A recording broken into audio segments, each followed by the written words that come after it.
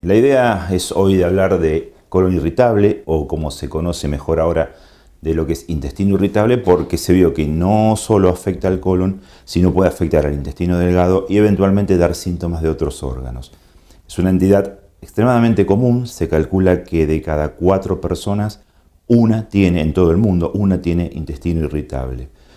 Es una enfermedad en la cual hay cierta predilección por la mujer, pero aparece tanto en hombres como en mujeres. Y hay algo que va cambiando, porque hace un tiempo se pensaba que esto comenzaba a partir de la tercera década, o sea, después de los 30 años. Después se fue hasta la segunda década, o sea, personas a partir de los 20 años. Y ya hay trabajos de intestino irritable en chicos después de los 10 años. O sea que en la medida que las situaciones que rodean a las personas van empeorando, el intestino colon irritable va apareciendo en personas cada vez más jóvenes. No se sabe cuál es la causa, en realidad no hay nada determinado. Se piensa por estudios que serían intestinos más sensibles, es decir, que una percepción de un estímulo que para una persona no se siente, para la otra se siente. Y eso sería más o menos la base del mecanismo. Están implicados neurotransmisores, están implicados elementos moleculares, pero no se sabe exactamente la causa. Por eso muchas veces nos es difícil tratar a las personas porque no tenemos cuál es la causa. En cuanto a los síntomas, básicamente siempre es dolor o distensión abdominal. Puede ser con materia fecal normal, puede ser con materia fecal blanda, puede ser con diarrea, puede ser también con materia fecal normal. Es decir, hay distintas opciones en las cuales una persona se va a plantear de acuerdo a los síntomas que nosotros recibimos en la consulta. En general es muy importante a la persona hacerle un muy buen interrogatorio, una muy buena historia clínica, porque de eso va a depender los pasos que vamos a seguir. Es decir, si una persona es joven con estos síntomas, nos da una posibilidad diagnóstica, y si una persona tiene más de 50 años, nos va a dar otras posibilidades diagnósticas como para diferenciar y realmente llegar al diagnóstico de intestino colon irritable.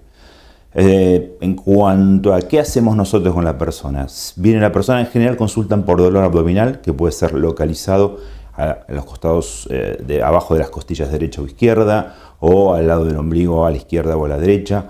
También puede ser un dolor en el epigastrio y puede ser un dolor que le influye en todo el abdomen, incluso puede dar dolor en la espalda.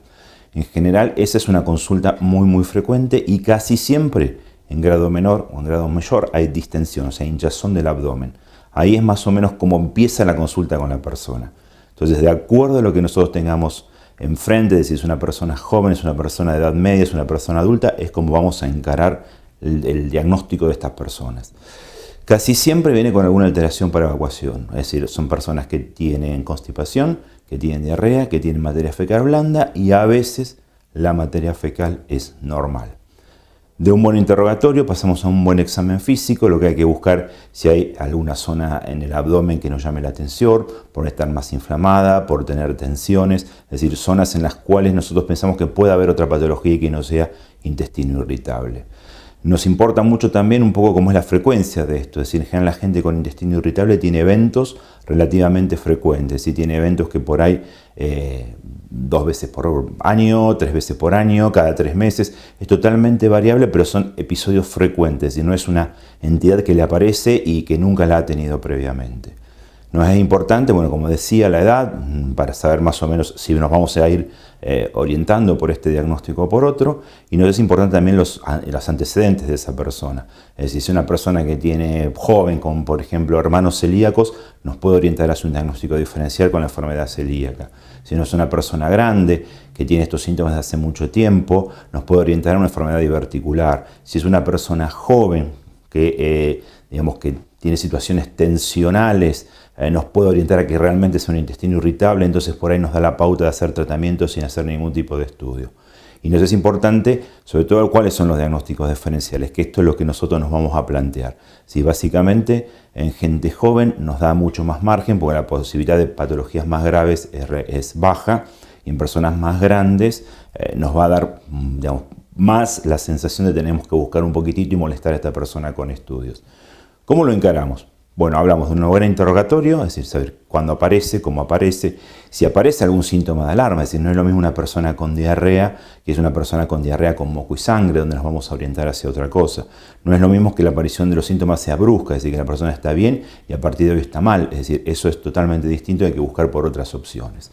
Entonces nos sentamos con la persona, lo revisamos, si no hay nada en el abdomen, planteamos lo siguiente, es decir, si son personas jóvenes, lo que vamos a hacer es un tratamiento. Si son personas de edades medias, probablemente pidamos alguna ecografía para descartar patología biliar, probablemente pidamos algún estudio gástrico para descartar gastritis, enfermedad celíaca, Helicobacter pylori. Y si son personas grandes, en general tenemos que buscar en el colon que no haya otra patología.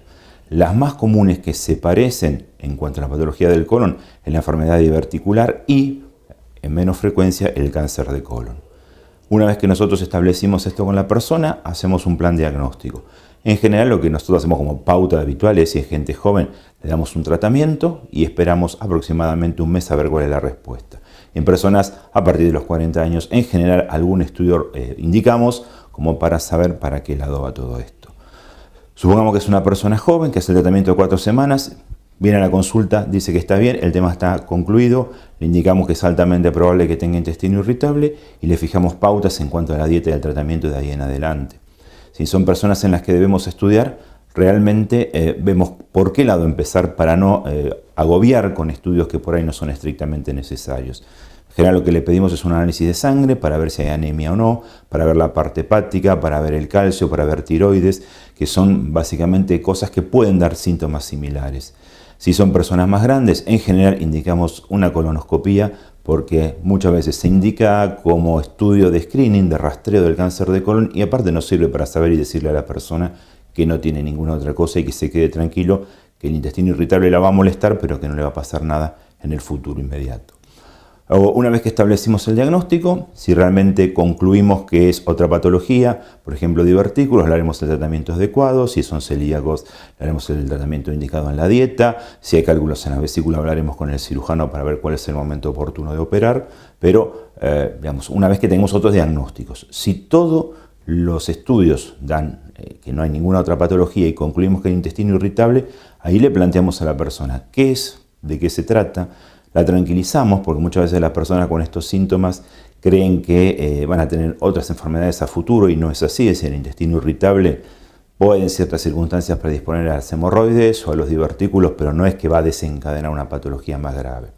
Entonces le aclaramos qué es, hay que hablar mucho con el paciente que tiene intestino irritable, es un paciente que necesita que uno hable mucho con él para explicarle, más si el paciente ha entrado a internet y ve que con sus síntomas puede tener enfermedades graves, por lo cual es importante explicarle. Yo tenía un profesor, uno de mis profesores de gastroenterología en Buenos Aires, que decía que cuando el paciente viene con un paquete enorme de estudios, lo que tiene es intestino irritable. Y que es así, realmente.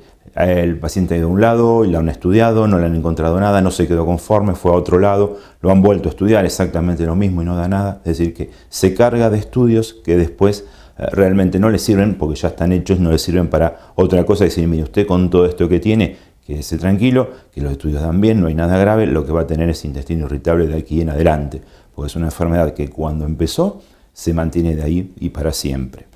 Lo que nosotros le ofrecemos y le explicamos es que no le vamos a tratar la enfermedad, lo que vamos a hacer es aliviarle los síntomas y que tenga una buena calidad de vida, es decir, que no le vamos a curar la enfermedad porque no la podemos curar, la enfermedad siempre va a estar, pero lo que tenemos que lograr es que la persona esté cómoda y no tenga síntomas el mayor tiempo posible. Una vez que nosotros encaramos el diagnóstico, le decimos, mire, usted tiene intestino irritable, es importantísimo, ¿sí? Trabajar en equipo. En general, como no se sabe la causa, se usan distintos tipos de tratamientos. Se habla de una dieta, se habla de medicación, se habla de terapias de relajación. Hay que hablar de todas las opciones que hay. Siempre lo que nosotros vemos es que son personas que su patología está relacionada con la parte tensional. Tensiones personales, laborales, económicas, las que fuera. Entonces casi siempre está relacionada con eso. Entonces lo que le decimos es que es una enfermedad que tiene que ver con la parte nerviosa, que se quede tranquilo y que busque alternativas para poder canalizar todas esas situaciones de estrés o de angustia, por un lado que sea sano y no tomando psicofármacos, que es la última opción que tenemos. En cuanto a la dieta, se habla que la dieta influye. Mi experiencia es que una persona con intestino irritable cuando se va de vacaciones come cualquier cosa y no le pasa nada. Y cuando vuelve a su rutina, vuelve a tener síntomas por cosas que no debería. Sí hay básicamente algunos alimentos que nosotros vemos que los empeoran, que son las fibras, sobre todo las fibras vegetales, algunas cereales, el café, el mate, el alcohol, las grasas. Vemos que hay alimentos que realmente le hacen mal y que por ahí no los pueden comer más, es muy común. Vemos muy comúnmente que la persona cuando come acelga empieza con síntomas, entonces lo lógico es decir, bueno, pues no la coma más, vamos a buscar otra alternativa. Por eso nosotros siempre hablamos de trabajar en equipo. Entonces, una vez que establecimos el diagnóstico, enviamos a la persona a la nutricionista que le arme una dieta que sea el eje conductual de su dieta para siempre. Es decir, que cuando está bien, la persona puede comer un poco más y cuando está mal, va a comer solamente lo que la nutricionista le indicó. Los medicamentos que usamos básicamente son antiespasmódicos o reguladores de la motilidad, que son medicamentos que van a hacer que el intestino trabaje un poco mejor. Eso se usa muchísimo para lo que es distensión y dolor, y después, de acuerdo a cómo el paciente evacúe su materia fecal, es qué medicamento vamos a indicar. A veces son personas constipadas y mejoran solamente usando laxantes y no usan ningún regulador de la motilidad. A veces son personas con diarrea, ante lo cual hay que darle antidiarreicos. Pero sí es frecuente que un regulador de la motilidad acomode todo esto y que la persona por ahí no vuelva a tener heces normales, pero que si una persona evacúa un poco más blando una vez por día no le complique demasiado la vida. Hay algo que siempre pasa, que por ahí un medicamento indicado a la persona no le hace efecto y hay que buscar una segunda alternativa que tampoco le hace efecto y por ahí la tercera sí, o por ahí viene la persona que ya ha hecho tratamientos y no le han resultado y cuando uno le da un nuevo medicamento parece que funciona y no es que el médico anterior haya hecho las cosas mal, sino que básicamente tuvimos la suerte de nosotros justo con el tercer medicamento indicado lograr la mejoría de la persona. Pero en general tenemos mucho arsenal de medicación, pero tratando síntomas, es decir, no hay un tratamiento efectivo. Hay algunas moléculas nuevas que han llegado para constipación, que en general es más angustiante la persona con intestino irritable con constipación que con diarrea, porque la diarrea a veces es más fácil de manejar. Pero hay medicación que se puede usar para lo que es constipación, con lo cual la persona logra evacuar un poco mejor y eso ya cambia su calidad de vida. Y la tercera pata que siempre tiene que estar es el manejo de la parte tensional, es decir, hay personas que les gusta tomar la pastillita azul para los nervios, yo no es lo que aconsejo, obviamente respeto su voluntad, pero siempre trato que uno busque otras alternativas y buscamos por alternativas más de relajación, terapias de meditación, yoga, reiki. Hay distintas cosas que se pueden usar que ayudan a esa persona para bajar sus tensiones. Básicamente con eso logramos que mejore sus síntomas. Claro, hay situaciones fáciles donde uno le da una medicación, la persona mejora y tal vez mejora tanto que no vuelve a la consulta por varios años.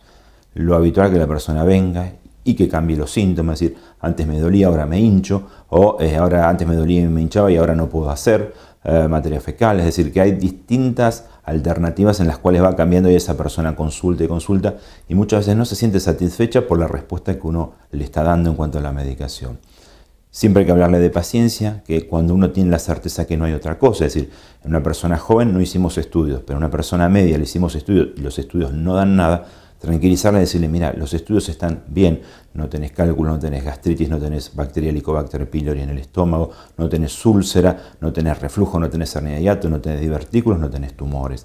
Cuando uno con los estudios que ha hecho a las personas de mediana edad o que no responden al tratamiento le puede tranquilizar mostrándole que realmente en sus estudios no hay nada, pues en ese caso la persona va a estar más tranquila aunque realmente demanda una solución.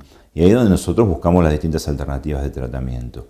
En general lo que vemos es que una vez que la persona supo que no tiene otra cosa, que se tranquilizó, ahí nos es más fácil encarar el tratamiento. Yo siempre digo que esto es un equipo, es decir, que yo le puedo dar el mejor medicamento, pero si no tiene una orientación en la dieta y no tiene una terapia que le ayude a bajar su ansiedad, pues que no va a funcionar. Como tampoco va a funcionar si solamente hace dieta y no tiene ninguna medicación para tomar ocasionalmente o tiene alguna terapia de relajación. En general, trabajando en equipo logramos que la persona ande bien y realmente lo que vemos es que hay un porcentaje muy bajo que nos cuesta trabajo. He tenido personas en las cuales hasta hemos tenido que usar antidepresivos como para que la persona mejore su sintomatología, pero en realidad son muy pocos y la mayoría, una vez que logra la remisión de los síntomas, se siente mejor y vemos que bajando la medicación cada vez más sigue andando bien, hasta que, como la mayoría de las veces, podemos suspender la medicación y hacer lo que se llama tratamiento a demanda. Es decir, si la persona está bien, no toma nada, y si la persona tiene síntomas, toma medicación hasta que se vayan los síntomas. En conclusión, es una enfermedad muy común, 1 de cada 4 personas en el mundo la tiene, un poco más o poco menos, pero la estadística dice eso. No afecta tanto a hombres como a mujeres, aunque hay cierta predisposición en las mujeres a tener esta patología. Es una enfermedad benigna, fundamental explicar a la persona que es benigna, que nadie se muere de intestino irritable, que no va a predisponer a ninguna enfermedad más grave, porque sí, si una persona tiene constipación o diarrea, pues puede tener hemorroides, pero no le va a predisponer a ninguna enfermedad más grave. Que no siempre es necesario estudios, a veces viene gente que reclama estudios y que, bueno, hay que hacérselos para tranquilizar, pero si uno logra explicarle que no es necesario, a lo mejor evitamos costos y molestias. Es una enfermedad que no se sabe la causa, por la cual no hay un tratamiento definitivo, pero que si nosotros hacemos este trípode de dieta, medicación ocasional y terapias de relajación, la persona mejora. Y realmente lo que le decimos a la persona es que lamentablemente le tocó esto, que busque un poco a ver por qué lado canalizar. Como decía previamente, es decir, la persona se va de vacaciones y no tiene ningún dolor, ninguna alteración evacuatoria, come rabas, cornalitos, pizza, helado y lo que venga y no le pasa nada, y cuando vuelve a su rutina empieza a tener problemas, por lo cual acá aclara un poco que la parte psicoanímica influye mucho en esto. Pero en conclusión, siempre tranquilizar a la gente. No es grave, molesta y muchas veces molesta mucho, pero tenemos una cantidad de cosas para hacer para la cual la persona esté bien y que tenga remisión de síntomas por tiempo largo.